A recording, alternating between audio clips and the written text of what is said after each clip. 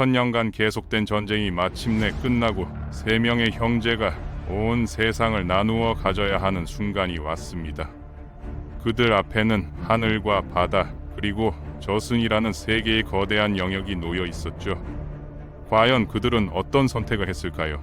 그리고 그 선택이 어떻게 우리가 알고 있는 신화의 세계를 만들어냈을까요? 지금부터 그 놀라운 이야기를 파헤쳐 보겠습니다.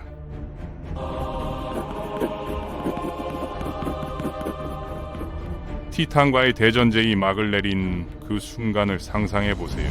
온 세상이 폐허가 된 채로 고요히 누워 있었습니다. 불타던 산들은 연기를 내뿜으며 식어가고 있었고 대지는 깊은 상처로 갈라져 있었죠. 바로 이 순간 승리자인 세 형제 제우스, 포세이돈, 하데스가 서로를 마주 보고 있었습니다.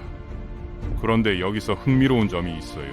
왜 하필 이 세 형제였을까요? 그들에게는 다른 형제 자매들도 있었는데 말이에요. 헤스티아, 데메테르, 헤라까지 포함하면 총 6명의 형제 자매가 있었거든요. 하지만 세상을 다스릴 권한을 가진 것은 오직 이 3명뿐이었습니다. 이것은 단순한 우연이 아니었어요. 고대 그리스인들의 세계관을 들여다보면 그 이유를 알 수 있습니다. 그들은 우주를 크게 3개의 층위로 나누어 생각했거든요. 가장 위의 하늘 영역, 중간의 바다와 육지 영역, 그리고 가장 아래의 지하 영역이죠. 이 3층 구조는 단순히 물리적인 공간 분할이 아니었습니다. 각각은 서로 다른 원리와 법칙이 지배하는 독립적인 세계였어요. 제우스가 하늘을 차지하게 된 것도 우연이 아니었습니다. 그는 형제들 중에서 가장 막내였지만 동시에 가장 강력한 힘을 가지고 있었거든요. 번개와 천둥을 다루는 능력은 다른 누구도 가질 수 없는 독특한 것이었습니다. 더 중요한 것은 그가 가진 리더십이었죠. 티탄과의 전쟁 동안 제우스는 단순히 강한 전사가 아니라 뛰어난 전략가였습니다. 그는 키클롭스족과 헤카토케이레스족 같은 강력한 존재들을 자신의 편으로 끌어들였어요. 이들은 원래 타르타로스에 갇혀 있었는데 제우스가 그들을 해방시켜 주면서 충성을 얻었거든요. 키클롭스족은 제우스에게 번개를 만들어 주었고 헤카톤케이레스족은 100개의 손으로 바위를 던져 티탄들을 물리치는데 결정적인 역할을 했습니다.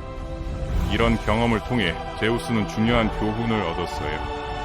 진정한 힘은 혼자서 나오는 것이 아니라 다른 존재들과의 협력에서 나온다는 것이죠. 그래서 그는 하늘의 왕이 된 후에도 다른 신들의 의견을 듣고 존중하는 모습을 보였습니다. 물론 때로는 독단적인 결정을 내리기도 했지만 기본적으로는 합의를 중시하는 지도자였어요. 포세이돈의 경우는 어떨까요? 그가 바다를 다스리게 된 것은 그의 성격과 밀접한 관련이 있습니다. 바다라는 것은 끊임없이 변화하는 존재잖아요. 때로는 고요하다가도 순식간에 거친 파도로 변하고 때로는 생명을 키우는 어머니 같은 존재가 되기도 하죠. 포세이돈의 성격도 정확히 이와 같았습니다.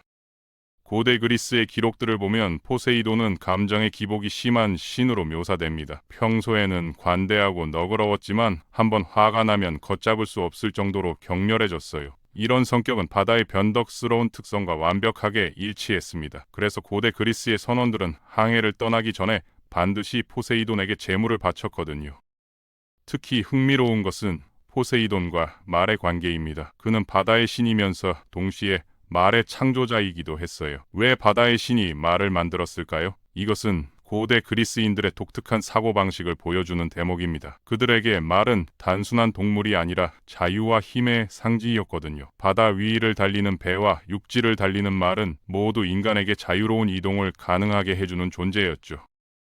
포세이돈이 만든 최초의 말은 페가수스였습니다. 날개 달린 말이죠. 이 말은 하늘을 날 수 있었기 때문에 바다와 하늘 그리고 육지를 모두 연결하는 존재였어요. 이것은 포세이돈이 단순히 바다만을 다스리는 것이 아니라 모든 영역 사이의 연결고리 역할을 한다는 것을 의미했습니다. 그렇다면 하데스는 어떨까요? 그가 저승을 다스리게 된 것은 정말 불운한 일이었을까요? 많은 사람들이 그렇게 생각하지만 실제로는 그렇지 않았어요. 하데스는 자발적으로 저승을 선택했다는 설이 더 설득력이 있거든요. 왜 그랬을까요? 하데스는 세 형제 중에서 가장 신중하고 사려 깊은 성격이었습니다. 그는 화려한 권력이나 명예보다는 실질적인 힘을 선호했어요. 저승이라는 곳은 겉보기에는 어둡고 음침해 보이지만 실제로는 엄청난 부와 권력이 숨어 있는 곳이었거든요. 우선 저승에는 지하에 모든 보물이 있었습니다. 금, 보석 등 귀중한 광물들이 모두 하데스의 영역에 속했어요. 그래서 하데스는 플루톤이라는 별명을 가지고 있었는데 이것은 부의 신이라는 뜻이었습니다. 실제로 고대 그리스에서 광산업에 종사하는 사람들은 하데스를 수호신으로 모셨어요. 더 중요한 것은 저승의 정치적 위상이었습니다. 모든 생명체는 결국 죽음을 맞이하게 되어 있잖아요. 그것은 신들도 예외가 아니었습니다. 물론 신들은 불멸이지만 그들도 언젠가는 하데스의 영역과 관계를 맺어야 했거든요. 이것은 하데스가 다른 두 형제와 동등한, 아니 어떤 면에서는 더 강력한 위치에 있다는 것을 의미했습니다. 하데스의 가장 큰 특징은 공정함이었어요. 저승에서는 그 누구도 특별 대우를 받을 수 없었습니다. 왕이든 거지든 영웅이든 악인이든 모두 동등하게 심판을 받았죠. 이런 공정함 때문에 하데스는 다른 신들로부터 존경을 받았습니다. 비록 두려움의 대상이기도 했지만요. 세 형제가 세상을 나누는 과정에서 가장 흥미로운 부분은 그들이 사용한 방법입니다. 제비 뽑기를 했다고 전해지는데 이것은 단순한 우연에 맡긴 것이 아니었어요. 고대 그리스에서 제비뽑기는 신의 뜻을 확인하는 신성한 의식이었거든요. 제비뽑기를 하기 전에 세 형제는 긴 논의를 거쳤을 것입니다. 각자의 능력과 성향 그리고 세상의 균형을 고려해서 말이죠. 그리고 마지막에 제비뽑기를 통해 운명의 확인을 받은 것이에요. 이것은 그들이 개인적인 욕심보다는 우주의 조화를 우선시했다는 것을 보여줍니다. 제우스가 하늘을 차지한 후 가장 먼저 한 일은 올림포스 산의 신들의 거주지를 만드는 것이었습니다. 올림포스는 단순한 집이 아니라 새로운 질서의 상징이었어요. 거기서 신들은 회의를 열어 세상의 법칙을 정하고 인간들의 운명을 결정했거든요. 올림포스의 구조도 매우 흥미롭습니다. 가장 높은 곳에는 제우스와 헤라의 궁전이 있었고 그 아래로 다른 신들의 거처가 배치되어 있었어요. 이것은 신들 사이에도 위계 질서가 있다는 것을 보여줍니다. 하지만 동시에 모든 신들이 한 곳에 모여 살면서 서로 소통하고 협력한다는 의미이기도 했죠. 올림포스에서 열리는 신들의 회의는 정말 장관이었을 것 같아요. 각자 다른 능력과 성격을 가진 신들이 모여서 세상의 중요한 문제들을 논의하는 모습 말이에요. 때로는 격렬한 논쟁이 벌어지기도 했지만 결국에는 합의점을 찾아냈습니다. 이런 과정을 통해 그리스 신화의 복잡하고 정교한 세계관이 만들어진 거죠. 포세이돈은 바다 깊은 곳에 자신만의 궁전을 건설했습니다. 이 궁전은 산호와 진주로 장식되어 있었고 물고기들이 시중을 들었다고 해요. 포세이돈의 궁전에서 가장 인상적인 것은 마구간이었습니다. 거기에는 황금 갈기를 가진 말들이 있었는데 이 말들은 바다 위를 달릴 수 있었거든요. 포세이돈이 이 말들을 타고 바다를 가로지르는 모습은 고대 그리스인들에게 매우 인상적인 장면이었을 것입니다. 파도를 가르며 달리는 말들과 삼지창을 든 포세이돈의 모습은 바다의 역동적인 힘을 완벽하게 상징했어요. 특히 폭풍이 몰아칠 때 포세이돈이 나타나는 모습은 선원들에게 경외감을 불러일으켰죠. 바다 궁전에는 또 다른 특별한 공간이 있었습니다. 바로 예언의 방이었어요. 포세이돈은 바다를 통해 세상의 모든 소식을 들을 수 있었거든요. 강물은 바다로 흘러들어가고 비는 바다에서 증발해서 내리니까 말이에요. 이런 순환 구조를 통해 포세이돈은 세상의 모든 정보를 수집할 수 있었습니다. 하데스의 저승궁전은 어떨까요? 많은 사람들이 음침하고 무서운 곳으로 상상하지만 실제로는 그렇지 않았습니다. 하데스의 궁전은 검은 대리석으로 만들어져 있었고 보석들이 별처럼 박혀 있어서 은은한 빛을 발했어요. 무엇보다 그곳은 완벽한 평화가 지배하는 곳이었습니다. 저승궁전의 가장 중요한 공간은 심판의 방이었어요. 거기서 하데스는 죽은 자들의 영혼을 심판했습니다. 하지만 이 심판은 처벌을 위한 것이 아니라 각 영혼이 가장 적합한 곳에서 평안을 찾을 수 있도록 도와주는 것이었거든요. 선한 영혼들은 엘리시온 평원으로, 평범한 영혼들은 아스포델 초원으로, 악한 영혼들은 타르타로스로 보내졌죠. 저승에는 여러 개의 강이 흐르고 있었어요. 가장 유명한 것은 스틱스 강이죠. 이 강은 신들도 함부로 건드릴 수 없는 신성한 강이었습니다. 신들이 스틱스 강의 이름으로 맹세를 하면 그것은 절대 깨뜨릴 수 없었거든요. 이것은 하데스의 영역이 얼마나 강력한 힘을 가지고 있는지를 보여주는 대목입니다. 다른 강들도 각각 특별한 의미가 있었어요. 레테 강은 망각의 강으로 죽은 자들이 이 물을 마시면 살아있을 때의 기억을 모두 잊게 되었습니다. 아케론 강은 슬픔의 강으로 이곳을 건너면서 영혼들은 삶에 대한 모든 애착을 버리게 되었죠. 코키토스 강은 통곡의 강으로 여기서 영혼들은 마지막으로 자신의 슬픔을 토해내고 평안을 찾았습니다.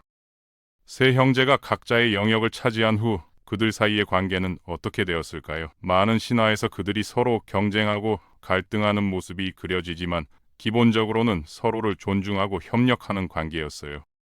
예를 들어 트로이 전쟁 같은 큰 사건이 일어날 때도 세 형제는 각자의 입장에서 개입했지만 결코 직접적으로 충돌하지는 않았습니다. 제우스는 전쟁의 전체적인 흐름을 조절했고 포세이돈은 바다에서의 항해를 도왔으며 하데스는 전사자들의 영혼을 받아들였죠. 이런 협력 관계는 고대 그리스인들의 정치 철학과도 연결됩니다. 그들은 권력이 한 곳에 집중되는 것을 경계했어요. 대신 여러 기관이 서로 견제하고 균형을 이루는 시스템을 선호했거든요. 아테네의 민주정치도 이런 사상에서 나온 것이죠. 세 형제의 무기도 각각 상징적인 의미가 있었습니다. 제우스의 번개는 즉시성과 절대성을 나타냈어요. 번개는 순식간에 나타나서 모든 것을 꿰뚫고 지나가잖아요. 이것은 법과 정의가 가져야 할 특성과 정확히 일치했습니다. 또한 번개는 하늘에서 땅으로 내려치기 때문에 신의 뜻이 인간 세계에 전달되는 과정을 상징하기도 했어요. 포세이돈의 삼지창은 어떨까요?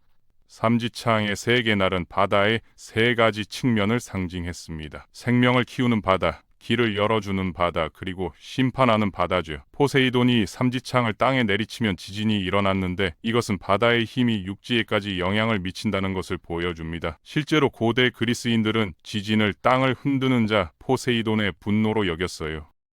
하데스의 투구는 착용자를 보이지 않게 만드는 능력이 있었어요. 이것은 죽음의 특성을 완벽하게 상징했습니다. 죽음은 언제나 보이지 않는 곳에서 다가오거든요. 하지만 동시에 이 투구는 하데스가 공정한 심판을 할 수 있게 해주는 도구이기도 했습니다. 보이지 않기 때문에 선입견 없이 판단할 수 있었거든요. 세 형제가 세상을 나눈 이후 가장 큰 변화는 인간 세계에 일어났습니다. 그 전까지 인간들은 막연한 두려움 속에서 살았어요. 자연재해나 질병, 죽음 같은 것들을 이해할 수 없었거든요. 하지만 세 형제의 질서가 확립되면서 인간들은 비로소 세상을 이해할 수 있게 되었습니다. 천둥이 칠 때는 제우스가 화난 것이고 바다가 거칠어질 때는 포세이돈이 불만을 표하는 것이며 누군가 죽을 때는 하데스가 그를 부르는 것이라고 생각하게 된 거죠. 이것은 단순한 미신이 아니었어요. 혼란스러운 세상에 질서를 부여하는 중요한 사고체계였습니다. 고대 그리스의 종교 의식도 이런 3분법에 기반해서 발달했습니다. 하늘에 관련된 의식은 제우스에게, 바다와 관련된 일은 포세이돈에게, 죽음과 관련된 것은 하데스에게 기도했어요. 각각의 영역이 명확하게 구분되어 있었기 때문에 인간들도 어떤 상황에서 누구에게 도움을 청해야 할지 알 수 있었습니다. 농부들은 비가 필요할 때 제우스에게 기도했고 어부들은 안전한 항해를 위해 포세이돈에게 제물을 바쳤으며 병든 가족을 둔 사람들은 하데스가 아직 그들을 부르지 않기를 간청했어요. 이런 식으로 일상생활의 모든 영역에서 세 형제의 영향력이 느껴졌습니다. 하지만 이런 질서가 항상 평화로웠던 것은 아니에요. 세 형제 사이에도 때로는 갈등이 일어났습니다. 가장 유명한 것은 포세이돈과 제우스 사이의 경쟁이었죠. 포세이돈은 때때로 제우스의 권위에 도전했습니다. 예를 들어 아테네의 수호신을 정하는 경쟁에서 포세이돈은 제우스의 딸인 아테나와 결었어요. 포세이돈은 아크로폴리스에서 삼지창으로 바위를 쳐서 샘물을 만들어냈지만 아테나는 올리브 나무를 선물했습니다. 결국 아테네 시민들은 아테나의 선물을 선택했고 포세이돈은 크게 분노했죠.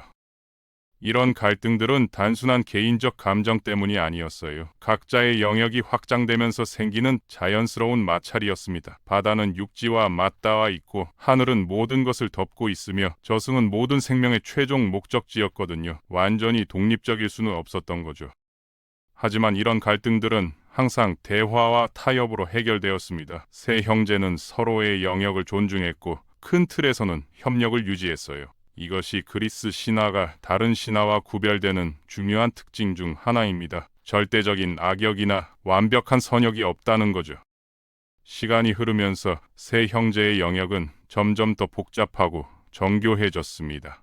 제우스는 단순히 하늘만 다스리는 것이 아니라 정의와 법, 질서 전반을 관장하게 되었어요. 포세이돈은 바다뿐만 아니라 지진과 말, 그리고 모든 형태의 변화를 담당했습니다. 하데스는 죽음과 저승뿐만 아니라 지하의 부와 비밀스러운 지혜까지 관리하게 되었죠.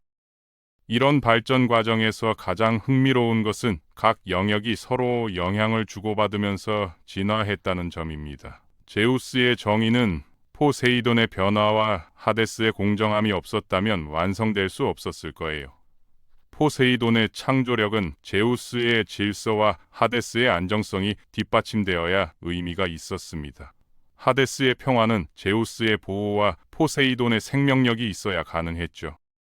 세 형제의 협력은 특히 인간들을 다룰 때 빛을 발했습니다. 인간은 하늘의 영향을 받으면서도 바다와 육지에서 살아가고 결국에는 저승으로 가야 하는 존재였거든요. 그래서 인간의 삶을 제대로 이해하고 도우려면 세 형제가 모두 협력해야 했어요.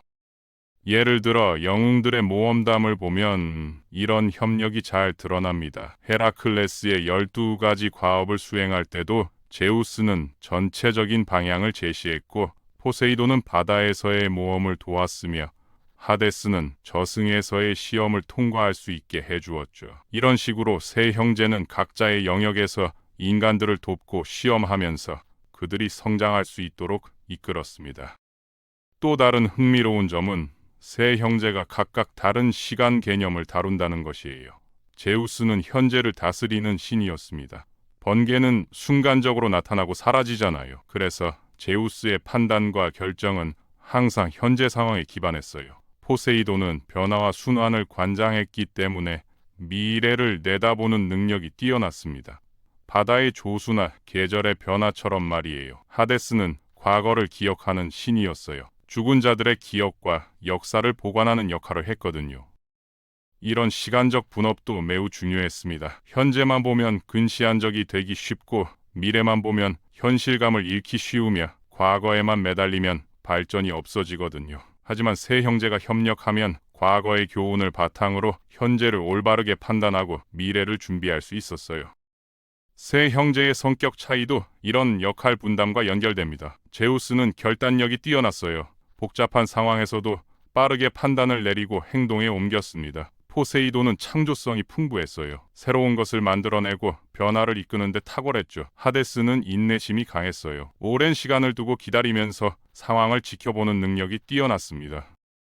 이런 성격 차이 때문에 때로는 갈등이 생기기도 했지만 결국에는 서로를 보완하는 역할을 했어요. 제우스의 성급함은 포세이돈의 창조성과 하데스의 신중함으로 균형을 맞췄고 포세이돈의 변덕스러움은 제우스의 결단력과 하데스의 일관성으로 조절되었으며 하데스의 소극성은 제우스의 적극성과 포세이돈의 역동성으로 활력을 얻었습니다.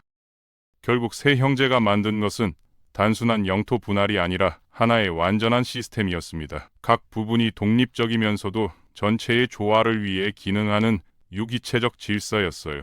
이것이 바로 고대 그리스인들이 추구했던 이상적인 세계관이었습니다. 오늘날에도 이런 삼분법적 사고는 여전히 유효합니다. 현대의 민주주의에서 입법, 행정, 사법부가 서로 견제하고 균형을 이루는 것도 같은 원리죠. 각자의 역할은 다르지만 전체의 조화를 위해 협력하는 시스템 말이에요. 기업 경영에서도 이런 원리를 찾아볼 수 있습니다. 전략을 수립하는 부서, 실행을 담당하는 부서, 평가와 통제를 하는 부서가 각각의 역할을 하면서도 서로 협력해야 성공할 수 있거든요. 심지어 개인의 삶에서도 이런 균형이 중요해요. 꿈과 추구하는 면, 현실적인 행동을 하는 면, 그리고 반성하고 성찰하는 면이 조화를 이뤄야 행복한 삶을 살 수 있습니다. 세 형제의 이야기는 결국 협력과 균형의 중요성을 보여주는 교훈입니다. 혼자서는 할 수 없는 일도 서로 다른 능력을 가진 존재들이 협력하면 가능해진다는 것이죠. 그리고 그 협력이 지속되려면 서로의 차이를 인정하고 존중해야 한다는 것도 중요한 메시지입니다. 천년 전쟁을 끝내고 새로운 질서를 만든 세 형제의 지혜는 오늘날에도 여전히 우리에게 많은 것을 가르쳐주고 있어요.